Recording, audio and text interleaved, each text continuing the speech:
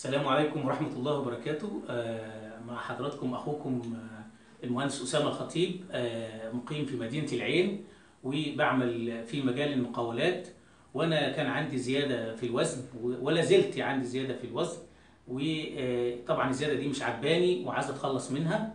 فناس زمايلي يعني وأصدقاء ليا مقربين نصحوني إن أنا أروح للدكتور سمير سامي.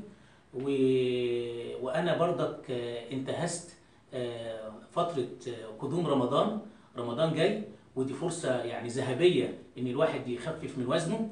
انتهزت الفرصة فعلا ورحت للدكتور سمير سامي، ورحت في أول رمضان اللي هو يوم الاثنين. وعايز أقول لكم إن أنا مش مصدق نفسي. ليه بقى مش مصدق نفسي؟ لأن أنا في خلال 11 يوم نزلت 8 كيلو.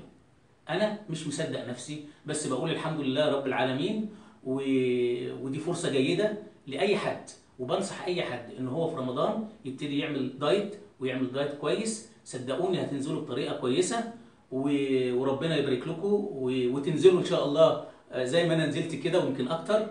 وكل سنة وأنتم طيبين ورمضان كريم.